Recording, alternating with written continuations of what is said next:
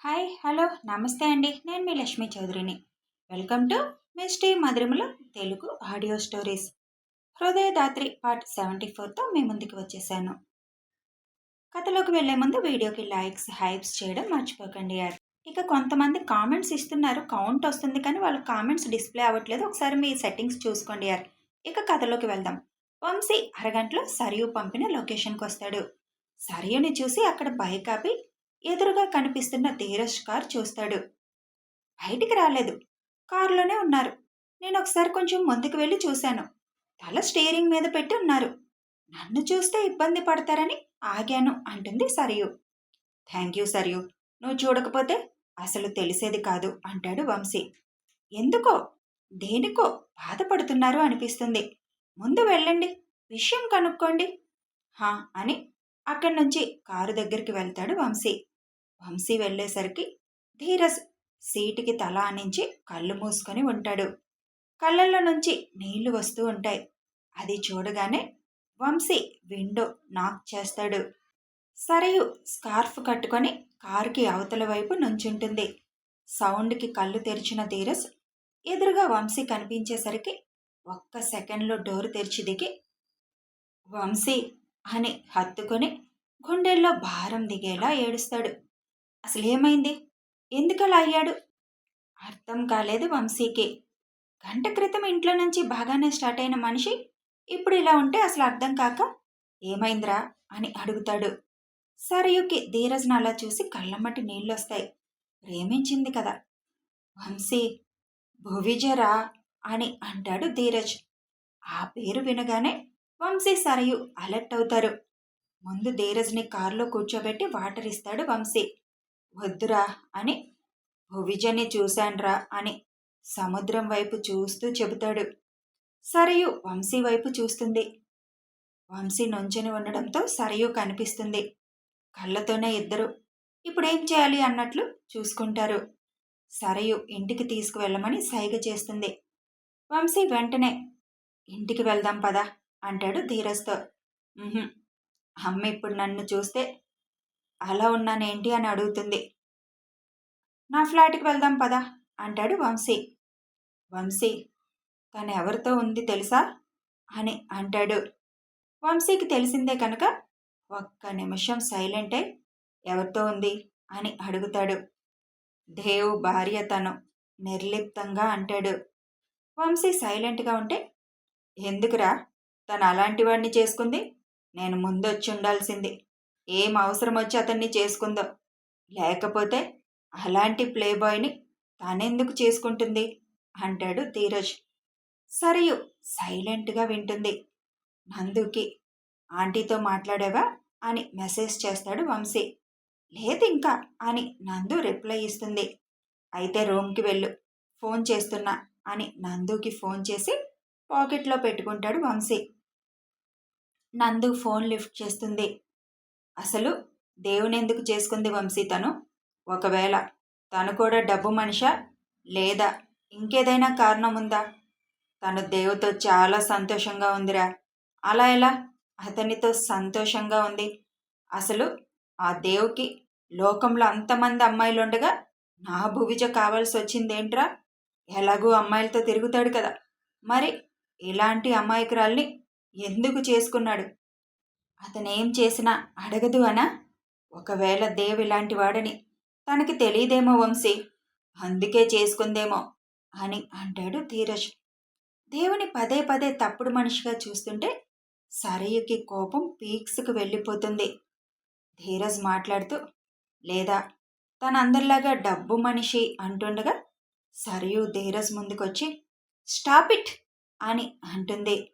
అక్కడ సరయుని చూసి ధీరజ్ షాక్ అయితే, ఏంటి ఇందాకటి నుంచి చూస్తున్నా దేవ్ గారిని పట్టుకొని ఒకటే పాట పాడుతున్నారు. అసలు కెనడాలో ఉన్న మీకు దేవ్ గారి గురించి ఏం తెలుసని మాట్లాడుతున్నారు? అందరూ అన్నారు అంటే అర్థం ఉంది, మీరు అనడం ఏంటి? మీరు కూడా చదువుకున్న మూర్ఖులేమో అనిపిస్తుంది అంటుంది సరియు. సరియు వాడు బాధలో ఏదో అన్నాడు, వదిలే అంటాడు వంశీ. ఏంటి బాధ? 10 రోజులు చూసి కెనడాలో కూర్చొని ఫోటో చూసుకుంటూ ప్రేమించి తను ఎలా ఉందో కూడా తెలుసుకోకుండా ఇప్పుడొచ్చి తనకు పెళ్ళయిందని తెలిసి బాధపడుతున్నారా? ధీరజ్కి సరయుకి ఎలా తెలిసిందని షాక్గా చూస్తూ ఉంటాడు. వంశీ, సరయు తర్వాత మాట్లాడదాం అంటాడు. లేదు వంశీ గారు, కొన్ని ఎప్పుడుదప్పుడు క్లియర్ అవ్వాలి. చెప్పండి ధీరజ్ గారు, మీ ప్రేమ 2 ఏళ్ళు, అది కూడా అసలు తను ఈ 2 ఏళ్ళు ఏం చేస్తుంది తెలియకుండా గుడ్డిగా 10 రోజులు చూసి వెళ్ళి మీకోసం ఎదురు చూడాలని అనుకుంటున్నారు. కానీ దేవుగారి ప్రేమ ఎన్నేళ్లది తెలుసా మీకు? ఆయనది 5 ఏళ్ల ప్రేమ తన మీద అని చెబుతుంది సరియు. దేవు ప్రేమ 5 ఏళ్ళు అనగానే ధీరజ్, వంశీ, ఫోన్లో వింటున్న నందు అందరూ షాక్ అవుతారు. ఇంకా మీరెక్కడో దూరంగా ఉండి ఫోటో పట్టుకొని 4 మాటలు చెప్పి అదే ప్రేమ అనుకుంటే, మరి దగ్గరే ఉండి ఎంత పని ఉన్నా తనను పొద్దున సాయంత్రం ఒకసారి చూసుకొని కనీసం తన ప్రేమ కూడా చెప్పకుండా దూరం నుంచే తనను చూసుకొని తనకే తెలియకుండా తనకి ఆపద రాకుండా కాపాడుతూ వచ్చిన దానిని ఏమంటారు? ఏమన్నారు? లోకంలో ఎంతమంది అమ్మాయిలున్నా నా భువిజ కావాల్సి వచ్చిందా అన్నారు. అసలు ఆయన జీవితంలో ఉన్నదే ఒకే అమ్మాయి, అది భువిజ. మీ భువిజ కాదు తను, ఆయన హృదయ దాత్రి తను. ఆయన ప్రేమించిన అమ్మాయిని మీరు ఇష్టపడుతున్నారు. బెటర్, ఇప్పటికైనా ఎవరు ఏంటి అని అర్థం చేసుకోండి. తన ప్రేమ చెప్పడానికి వెళ్తుంటే కొందరు స్వార్థంతో చేసిన పనికి ఆయన మీద ప్లేబాయ్ ముద్ర పడింది. ఆ స్వార్థపరులు ఎవరో కూడా ఆలోచిస్తే మీకు అర్థమవుతుంది. ఆయన జీవితంలో ఉన్నది, ఉండేది, ఉండబోయేది ఒక్క అమ్మాయి మాత్రమే. అది ఆయన హృదయ ధాత్రి మాత్రమే. ధాత్రి ఏంటి అని వంశీ అడుగుతాడు. అసలు తన పూర్తి పేరు కూడా మీకు తెలీదు. మీకే కాదు, ఎవ్వరికీ తెలీదు. కానీ ఆయనకి 4 ఏళ్ల క్రితమే తెలుసు. తన తండ్రి మాత్రమే పిలిచే పేరు అదే ధాత్రి. అసలు ఇదంతా నీకెలా తెలుసు సరియు అని వంశీ అడుగుతాడు. దేవ్ గారు బెస్ట్ ఫ్రెండ్ కిషోర్ అని ఉన్నారు. వాళ్ళ ఫాదర్ మా ఫాదర్ బెస్ట్ ఫ్రెండ్స్. నేను కిషోర్ అన్నా చెల్లెల్లా ఉంటాం. లాగా ఏంటి, అన్నా చెల్లెళ్ళమే. అన్నతో వెళ్ళినప్పుడు నాకు దేవ్ గారు పరిచయం అయ్యారు. 4 ఏళ్ల క్రితం దేవ్ గారు ఫారెన్ నుంచి వచ్చే ముందు ఒకసారి భువిజని అన్నయ్య ఫాలో అవుతుంటే చూసి అన్నయ్య మీద డౌట్ వచ్చి అడిగితే ముందు చెప్పలేదు. అంకుల్తో చెప్తానని బెదిరిస్తే అప్పుడు దేవ్ గారు లవ్ స్టోరీ చెప్పి వాడు తనకి నన్ను బాడీ గార్డ్ చేశాడు, ఇంకో 2 నెలల్లో వస్తాడు వాడు అని చెప్పాడు.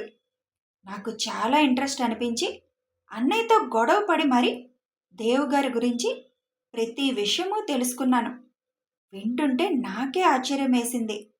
ఆయన లైఫ్ అంతా విషాదం. అసలు అలాంటి పరిస్థితులు ఎదుర్కొన్న అతను దారి తప్పకుండా తనకంటూ ఒక ఐడెంటిటీ సంపాదించుకున్నాడు. మీకేం ధీరజ్ గారు, మీ తాత సంపాదించిన ఆస్తులు ఉన్నాయి.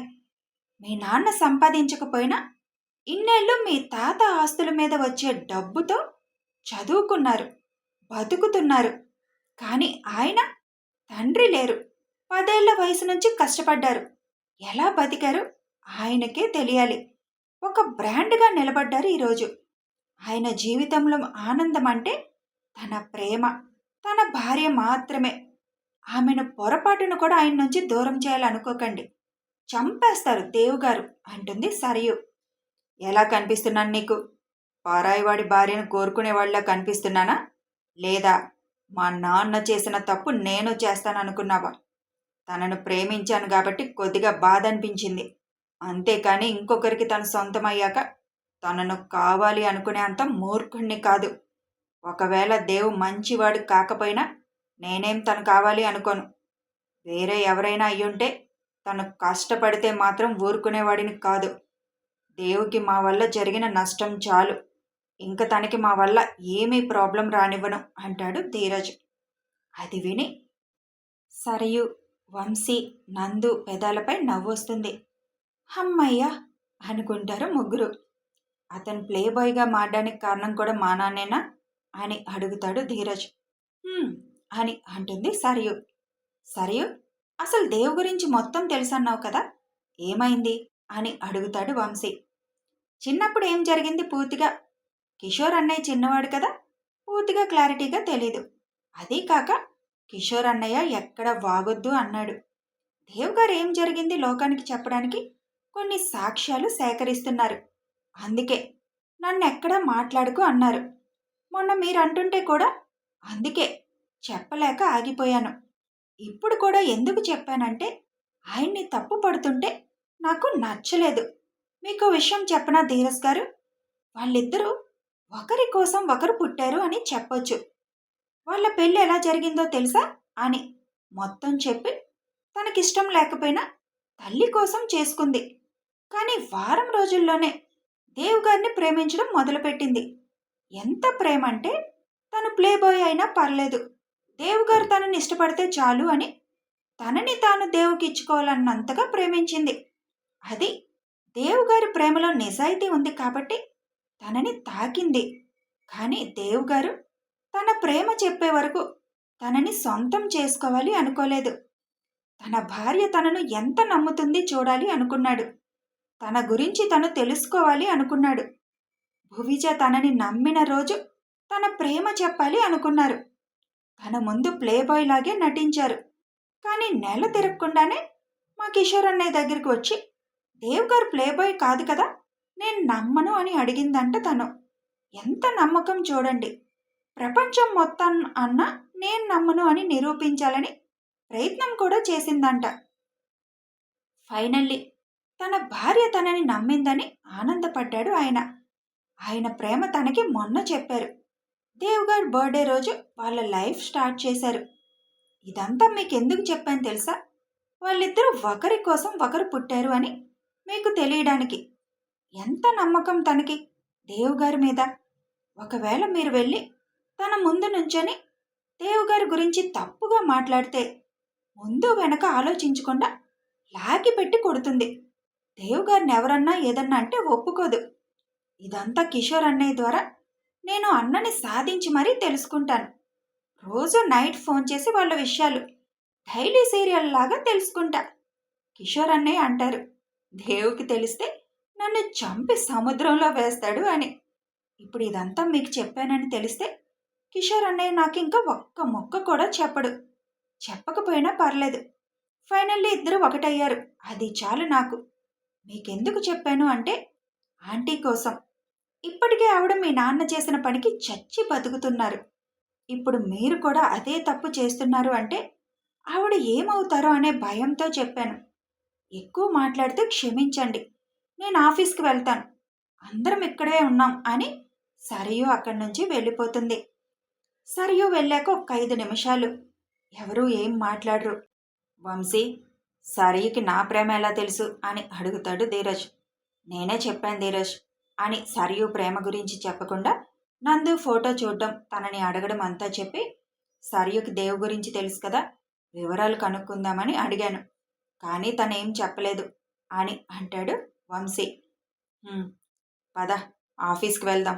నందుకు చెప్పు అమ్మతో ఇప్పుడు ఏమేం మాట్లాడవద్దు అని. నేను సాయంత్రం వెళ్ళి అమ్మతో మాట్లాడి అసలేం జరిగింది కూడా తెలుసుకోవాలి అంటాడు ధీరజ్. సరే, నువ్వు బైక్ తెచ్చావా? సరియు నువ్వు డ్రైవింగ్ స్పీడ్గా చేసే విధానం చెప్పింది. భయంతో వెంటనే స్టార్ట్ అయ్యాను.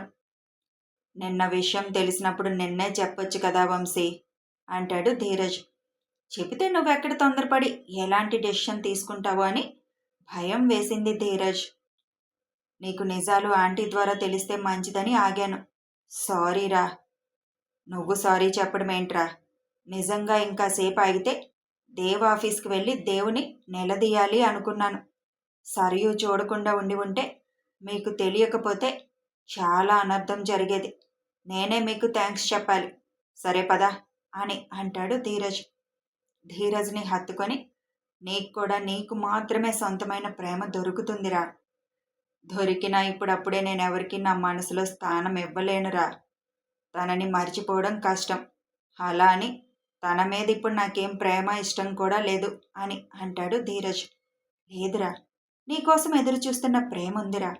తన ప్రేమలో నువ్వు తొందరగానే మళ్ళీ సెట్ అవుతావని నాకు నమ్మకం ఉంది అని అనుకుంటాడు వంశీ. కథ కొనసాగుతుంది. మరి ధీరజ్ అర్థం చేసుకున్నాడు. సరియు ప్రేమని ధీరజ్ తెలుసుకుంటాడా? అసలు దేవ జీవితంలో ఏం జరిగింది తెలుసుకోవాలంటే ఫాలో అయిపోండి. వీడియో నచ్చితే ఒక లైక్ చేయండి, షేర్ చేయండి, కామెంట్స్ రూపంలో మీ అభిప్రాయం తెలియజేయండి, సబ్స్క్రైబ్ చేసుకొని ఛానల్ సపోర్ట్ చేయండి. Thanks for watching.